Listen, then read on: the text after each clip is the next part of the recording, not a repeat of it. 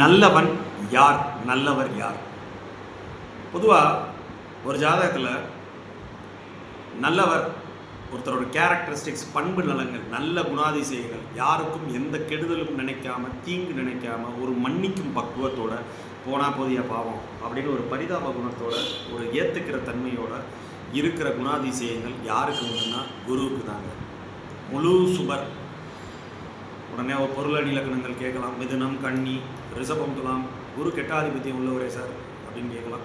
உண்மையும் கூட நான் மறுக்கலை. பட் ஆனால் அவர் முடிந்த அளவு ஜாதகருக்கு நல்ல பலன்களை கொடுக்கறதுக்கு பார்க்கவே செய்வார். சரிங்களா? ஸோ அப்படிப்பட்ட குரு ஒரு ஜாதகத்தில் அதீத வலுவான ஆட்சி, உச்சம், மூலத்திரிகோணம். சரிங்களா?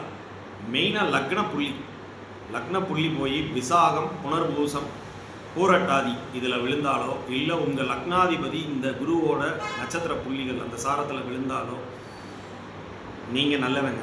சரிங்களா? குரு வலுத்தவன் நல்லவன் ஃபஸ்ட்டு. சரி,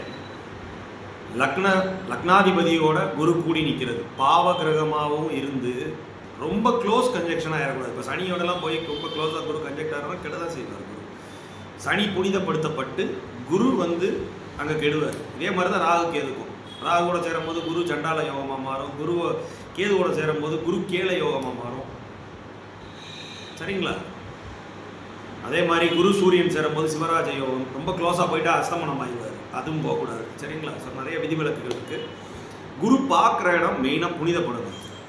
குரு 4ஆம் இடத்தை பார்க்குறாரா, தாயாதி வர்க்கத்தால் உங்களுக்கு ஒரு ஹெல்ப்லைன் கிடைக்கும். தாயை வச்சு ஹெல்ப்லைன் இருக்கும். சொத்துக்கள், அசையா சொத்துக்கள் மூலமாக உங்களுக்கு ஒரு சப்போர்ட் இருக்கும். குரு 7ஆம் இடத்தை பார்க்குறாரா, மனைவியை வச்சு சப்போர்ட், பங்காளிகளை வச்சு சப்போர்ட்டு. 11ஆம் இடத்தை பார்க்குறாரா, மூத்த சகோதரம், லாபத்தை வச்சே மேன்மை அடைகிறது. ஸோ இப்படி தான் குரு எங்கே பார்க்குறாரோ அது சார்ந்த ஹெல்ப்லைன் உங்களுக்கு லைஃப்பில் இருந்துக்கிட்டே இருக்கும். குரு தனிச்சு நிற்கிறது அது வேறு விஷயம், அது தனி கான்செப்ட். அது நம்ம இன்னொரு வீடியோவில் பார்க்கலாம். குரு தனிச்சு நின்னா அந்த இடத்த கெடுத்துருவாரே சார் அப்படின்லாம் சொல்லுவாங்க. அது உண்மையும் கூட. ஆனால் அதுக்கு நிறைய விதிவிலக்குகள் இருக்குது. சரிங்களா? ஜோதிடத்தில் விதியை காட்டிலும் விதிவிலக்குகள் நிறையா உண்டு. ஓகே. ஸோ லக்னாதிபதி குருவோட சேர்ந்து இருக்கிறதோ, இல்லை லக்ன புள்ளி குருவோட நட்சத்திர சாரத்தில் விழுறதோ, இல்லை லக்னத்தில் குரு இருக்கிறதோ, லக்னத்தை குரு பார்த்தாலோ நீங்கள் நல்லவங்க.